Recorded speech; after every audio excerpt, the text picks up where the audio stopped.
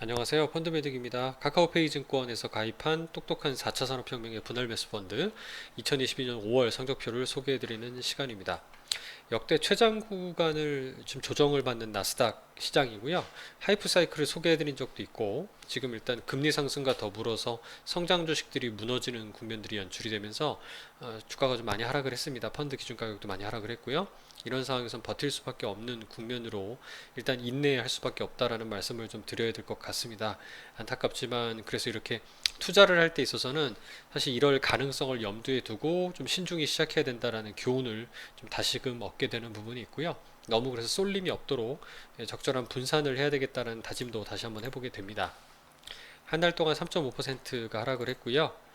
네, 이제 기준 가격 기준으로 보면 작년 11월 19일 이후로 나스닥 지수가 큰 폭으로 조정을 받았는데요. 6개월 연속 지금 조정을 경험을 하는 중입니다. 6개월 동안 펀드 수익률이 18.8%가 하락을 하고 있는 모습이고요. 월간으로도 2, 3월 달에 잠깐 반등이 있었지만 4, 5월 달에 큰 폭의 하락을 경험을 하고 있습니다. 투자하고 있는 5개의 테마 ETF들은 이제 다음과 같고요. 상위 열정목을 보시면 이렇게 보이시는 바와 같이 4개의 ETF와 그 다음에 2개의 국내와 해외 채권 ETF, 이 중에 키움 히어로즈 단기 채권 ESG 액티브라고 키움 자산운용 ETF를 채권으로 일부 들고 있는 것도 확인할 수가 있습니다. 이건 투자 목적이라기보단 유동성 형태로 들고 있는 거니까요. 실제 투자는 해외 주식으로 분류되어 있는 가장 아래에 있는 SOXX 반도체 ETF까지로 보시면 되겠습니다. 월간 코멘트에서 항상 보시는 거는 현재 순자산 대비 해외 주식이 얼만큼 비중을 차지하고 있느냐인데 64% 정도 수준입니다. 100% 투자하는 것보다는 한 64% 정도만 노출이 되어 있다고 볼 수 있는 거고요.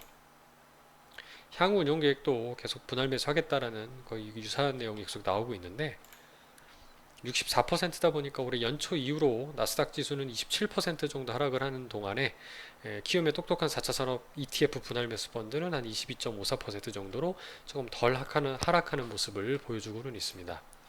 2010년 이후로 나스닥 조정설에 아까 말씀드렸지만 최장이 117일 정도가 하락을 했었던 모습을 확인할 수 있는데요.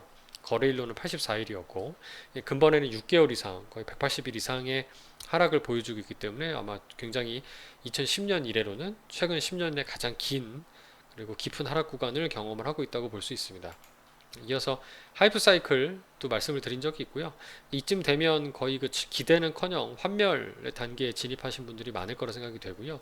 그래서 지금 와서 에너지 가격이나 뭔가 투기적인 부분으로 갈아타야 되겠냐라고 생각하시는 분들도 있을 수는 있습니다만 통상 이렇게 손절을 해서 갈아탈 수 있는 한도 부분에서 만약에 뭐 반토막이 났다라고 했을 때는 뭐 회복을 하려면 100%의 수익이 나는 거잖아요. 그래서 그런 그 회복했을 때의 가능한 기대 수익률을 염두에 두고 아마 리밸런싱을 결정하셔야 되지 않을까 생각이 듭니다.